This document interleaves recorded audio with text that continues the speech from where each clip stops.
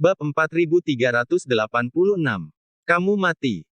Suyanto terkekeh dan berkata, kamu benar, pedang kutukan besar dari iblis hati tidak berlumuran sedikit pun darah, juga tidak memiliki niat membunuh.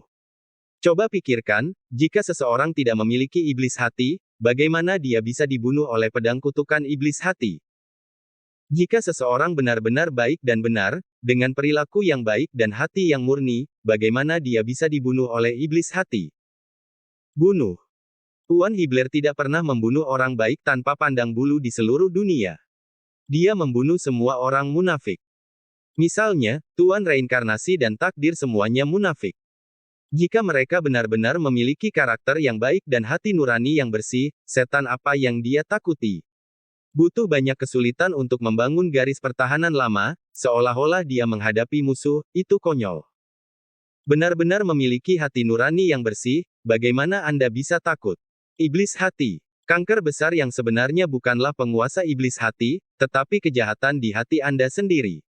Karena Anda memiliki hati nurani yang bersalah, karena Anda bukan orang yang baik, dan karena kamu memiliki pikiran jahat di hatimu, kamu takut diiblisi oleh iblis hati ya. Serangkaian kata Suyanto membuat Yanzi terdiam. Ini. Yanzi linglung, merasa ada sesuatu yang salah, tetapi dia tidak tahu bagaimana membantahnya. Di alam semesta dan langit berbintang, semua orang menganggap penguasa iblis hati sebagai kanker besar. Karena kesalahan dan pikiran jahat mereka di dalam hati mereka, mereka sangat takut. Yang harus dilakukan Hibler adalah membunuh orang-orang munafik ini, tinggalkan orang-orang yang benar-benar baik hati. Tuan Iblis ingin menghancurkan dunia ini yang penuh dengan kemunafikan, perselisihan, dan diskriminasi, dan membangun dunia baru, negara yang ideal. Dalam hal ini negara yang ideal, kesetaraan semua orang, tidak ada lagi yang memiliki iblis, semua orang benar-benar baik, tidak ada orang munafik di dunia, dan tidak ada penjahat hebat seperti Tuan Reinkarnasi dan penguasa takdir, yang ingin mendominasi dunia dan memperbudak semua makhluk di dunia. Darah Suyanto melonjak saat dia berbicara, dan cahaya tajam keluar dari matanya. Dia percaya pada pilihannya sendiri, mengikuti Hibler, dan menggunakan pedang kutukan besar iblis hati untuk menghancurkan dunia munafik ini dan membangun dunia ideal baru. Dia percaya bahwa jalan ini adalah jalan yang paling benar. Tidak. Yanzi berdiri, melambaikan tangannya berulang kali, dan berkata, gagasanmu terlalu gila, orang bukanlah mayat berjalan, juga bukan boneka, tetapi semua orang pasti memiliki keinginan di dalam hati mereka, dan mereka akan membiarkan iblis. Ini adalah sifat manusia, tidak ada yang salah dengan itu, jika dia ingin membangun dunia baru, semua orang di dunia lama akan dibunuh olehnya, dan tidak akan ada yang tersisa. Bahkan bayi yang baru lahir bayi memiliki iblis dan ingin meminta minum susu, setiap orang memiliki sesuatu untuk ditanyakan, apakah Anda akan membunuh mereka semua? Suyanto berkata, di dunia ini, selalu ada orang yang benar-benar baik dan tidak akan dibunuh oleh iblis. Saya memperkirakan ada sekitar 5.000 orang yang dapat bertahan hidup di bawah cobaan pedang kutukan iblis. Yanzi berteriak, hanya 5.000 orang. Tinggalkan saja 5.000 orang. Atasan tidak segila kamu. Kata Suyanto, 5.000 orang sudah cukup, dan negara ideal yang didirikan oleh 5.000 orang tidak memiliki perselisihan, semua orang sama, dan tidak ada setan. Dunia akan berlipat ganda dari 5.000 orang ini, iblis hati akan hilang semua, orang tidak akan lagi ditindas oleh reinkarnasi dan takdir, dan tidak akan ada atasan. Saat itu, Tuan Hibler dan saya bisa istirahat dengan tenang, dan kita akan menjadi legenda dunia baru. Suyanto, kamu gila, kamu benar-benar gila, kamu dan Hibler sama-sama gila. Yanzi duduk dengan wajah pucat. Kata-kata Suyanto benar-benar mengejutkan pikirannya. Dia tidak pernah menyangka bahwa rencana pamungkas Hibler akan sangat jahat, sangat menakutkan, dan sangat ekstrim. Hibler ingin membuat percobaan iblis, menghancurkan seluruh alam semesta, membunuh semua orang, hanya menyisakan 5.000 orang, hanya untuk membangun semacam utopia, ini benar-benar gila. Suyanto tersenyum dan berkata, kamu dapat kembali dan memberitahu Jennifer, beritahu dia dengan jelas tentang keinginan besar Tuan Hibler, dan biarkan dia melihat apa celahnya.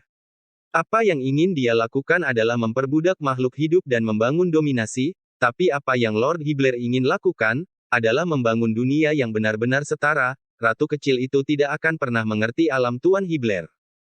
Yanzi bingung, benar-benar tidak bisa berkata apa-apa. Setelah sekian lama, Yanzi menghela nafas panjang, dan berkata, lupakan saja, aku benar-benar tidak punya apa-apa untuk dikatakan kepadamu, sekarang kamu juga orang gila, tapi Hibler adalah penguasa iblis. Aku tidak pernah memberitahu Jennifer tentang rahasia ini.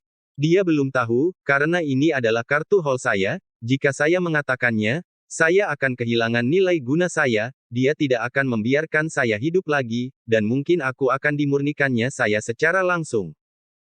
Suyanto berkata, ngomong-ngomong, apakah kamu tahu identitas Tuan Hibler? Yanzi berkata, kamu lupa, aku adalah jimat asal air, dan aku juga dilemparkan oleh atasan. Dengan sebab dan akibat dari atasan, aku bisa secara alami memata-matai rahasia Hibler. Suyanto menghela nafas, petinggi juga harus mengetahui rencana Tuan Hibler, dan mereka pasti akan mencoba yang terbaik untuk menghentikannya. Sayangnya, jalan di depan berbahaya. Yanzi, kenapa tidak? Apakah Anda tinggal dan menemani saya untuk membantu Tuan Hibler? Yanzi melambaikan tangannya lagi dan lagi, berkata, lupakan saja, Anda dan saya adalah Tuan, tidak ada yang perlu dikatakan, saya masih ingin hidup beberapa tahun lagi, dan ucapkan selamat tinggal. Setelah selesai berbicara, Yanzi berbalik dan pergi, berjalan dengan gemetar. Rencana Hibler terlalu menakutkan dan ekstrim, cukup membuat orang yang mendengarnya pucat dan terharu.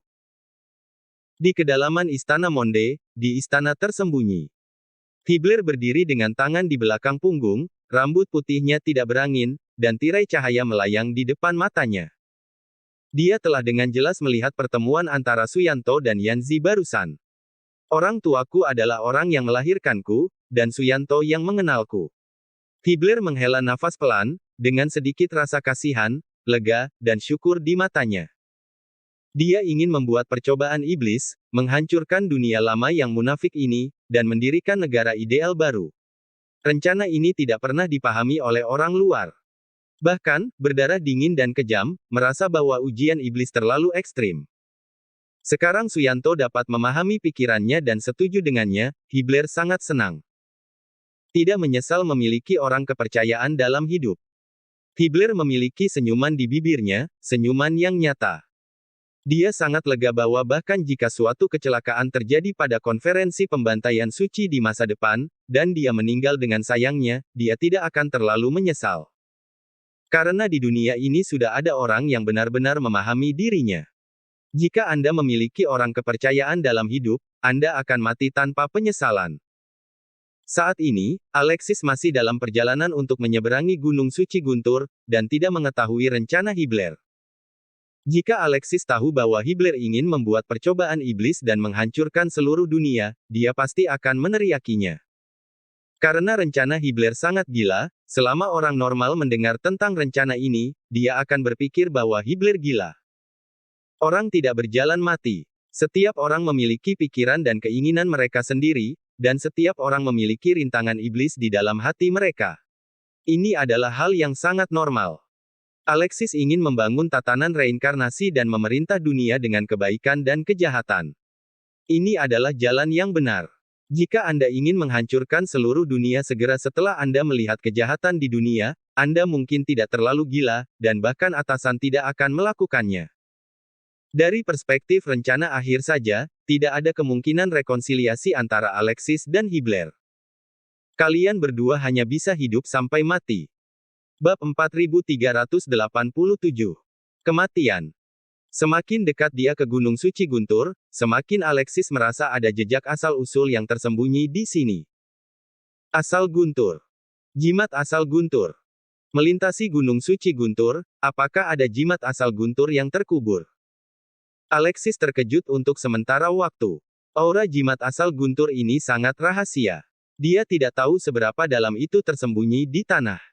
Dia juga memiliki jimat asal kegelapan, jimat asal logam, dan jimat asal tanah di tangan, dimungkinkan untuk menembus dan menangkap nafas asal ini. Di antara 10 jimat asal teratas, jimat asal Guntur cukup istimewa. Karena Guntur dan Kilat tidak memiliki momentum tetap, guntur dan kilat dapat menempuh jarak ribuan mil, kilat menyambar di seluruh dunia, dan jejak jimat asal guntur tidak menentu, terus berubah seperti guntur dan kilat, dan tidak akan tinggal di satu tempat selama terlalu panjang. Oleh karena itu, dalam puluhan ribu tahun ini, tidak ada yang benar-benar menyempurnakan jimat asal guntur. Tapi sekarang, Alexis benar-benar menarik napas dari jimat asal guntur di bawah guntur dan melewati Gunung Suci. Tampaknya jimat asal guntur yang legendaris ada di Gunung Suci Guntur. Nah, cepatlah ke gunung dan ambil jimat asal guntur. Penguasa guntur mengeluarkan suara terkejut. Dia mengendalikan langit dan ribuan guntur, dan memiliki kepekaan yang aneh terhadap nafas guntur dan kilat. Nafas jimat asal. Aku tahu. Mata Alexis tajam, dia tidak menyangka bisa pulih dari jimat asal guntur, sepertinya dia beruntung. Seharusnya ada seseorang di sana dari Istana Monde. Aku harus berhati-hati. Alexis berjalan dengan hati-hati, dan perlahan mendekati Gunung Suci Guntur. Dia sudah merasakan sebab dan akibat dari Istana Monde. Jelas, pemulihan jimat asal guntur juga menarik perhatian Istana Monde. Meskipun aura jimat asal guntur sangat rahasia dan tidak dapat ditemukan oleh orang biasa, Istana Monde memiliki tangan dan mata terbuka ke langit, dan jimat asal cahaya memiliki efek bersinar menembus kegelapan dan berburu harta karun. Tidak mungkin menyembunyikan kelahiran jimat asal guntur dari Istana Monde. Mereka pasti berdarah dingin dan kejam, aku ingin tahu siapa yang akan dikirim Hibler. Alexis berpikir, dan dia sudah tiba di depan Gunung Suci Guntur. Gunung Suci Guntur di depannya adalah pegunungan yang terus-menerus. Di pegunungan, ada strip guntur, yang terus berdetak. Pohon kuno dan kokoh yang tak terhitung jumlahnya tumbuh kokoh di guntur dan kilat. Vegetasinya hijau dan megah. Dan jauh di empat penjuru Gunung Suci Guntur, ada kota-kota satu demi satu. Kota yang tak terhitung jumlahnya, mengandalkan aura dan sumber daya Gunung Suci Guntur, sedang berkembang dan tumbuh. Alexis menggunakan ramuan gosip untuk mengubah wajahnya. Pencapaiannya di penyamaran menjadi semakin canggih, dan dia bahkan dapat menggunakan nafas pil untuk mengubah wajahnya, yang sangat ajaib. Setelah mengubah penampilannya, Alexis menahan napas lagi dan melangkah ke Gunung Suci Guntur. Gunung Suci yang guntur dikendalikan oleh Istana Guntur Liar. Pada saat ini, di pintu masuk Gunung Suci Guntur, ada banyak murid dari Istana Guntur yang memeriksa pintu masuk dan keluar. Menurut aturan, hanya mereka yang berada di atas alam penciptaan yang memenuhi syarat untuk masuk ke Gunung Suci Guntur. Apalagi setiap orang yang masuk harus membayar sejumlah besar uang, mereka bisa menghabiskan uang, mereka bisa menggunakan senjata magis, atau mereka bisa menggunakan pil untuk menggantikannya, singkatnya, mereka harus membayar cukup. Karena hukum melintasi Gunung Suci Guntur sangat ajaib, gunung-gunung di sini bisa menyerap sebagian dari bencana guntur. Prajurit dapat menghemat banyak energi dengan mengembangkan terobosan dan melewati kesengsaraan di sini. Alexis melihat kepala yang tak terhitung jumlahnya berkerumun di pintu masuk Gunung Suci Guntur. Datang satu persatu, berbaris, dan tidak ada kompetisi yang diizinkan. Murid-murid Istana Guntur Liar menjaga ketertiban di tempat kejadian. Istana Guntur Liar adalah cabang dari Istana Guntur Liar, dan Istana Guntur Liar adalah kekuatan yang kuat di wilayah surgawi, dengan Vili duduk di belakangnya, tidak ada yang berani menyinggung.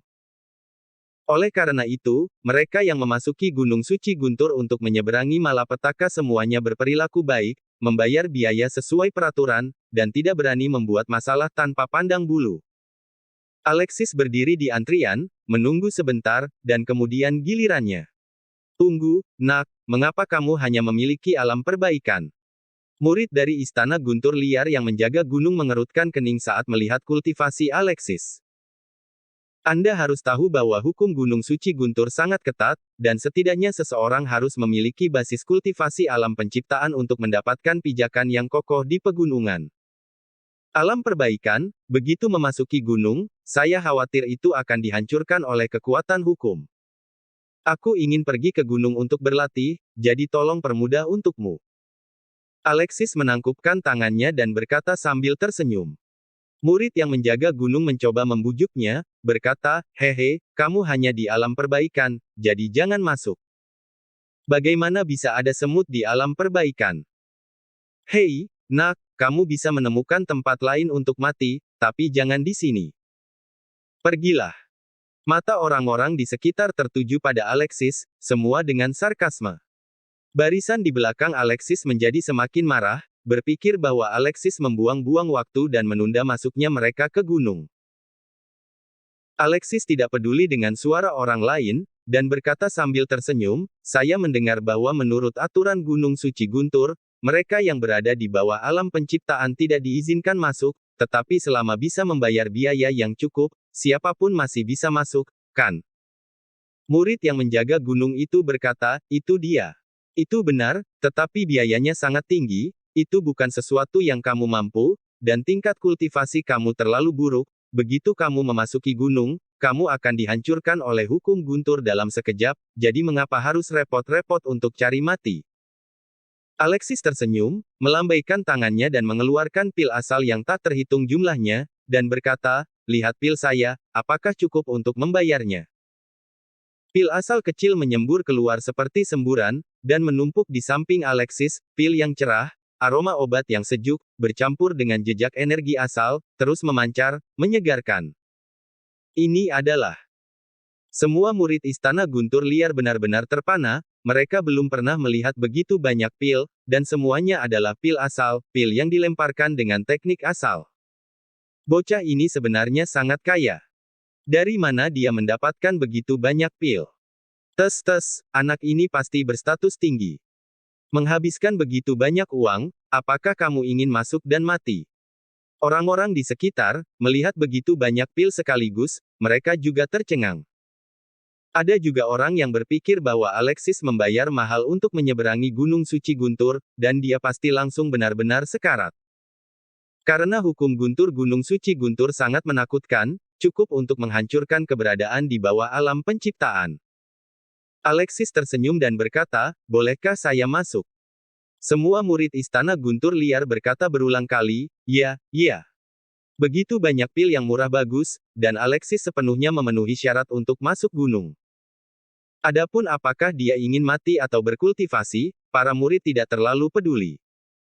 Semua orang memberi jalan, dan Alexis melangkah ke Gunung Suci Guntur. Gemuruh. Guntur mengguncang. Hukum Guntur Gunung Suci Guntur diaktifkan saat ini. Beberapa bola guntur perak besar tiba-tiba muncul dari kehampaan dan meledak ke arah Alexis dengan kejam. Anak ini akan mati. Habiskan begitu banyak uang untuk masuk, itu pasti mati. Hehe, kamu pasti akan mati jika kamu hanya berada di alam perbaikan. Melihat kekuatan hukum Guntur, semua orang berpikir bahwa Alexis akan dibunuh oleh bom Guntur. Lagi pula, hampir tidak mungkin bagi para kultivator di bawah alam penciptaan untuk melawan hukum Gunung Suci Guntur.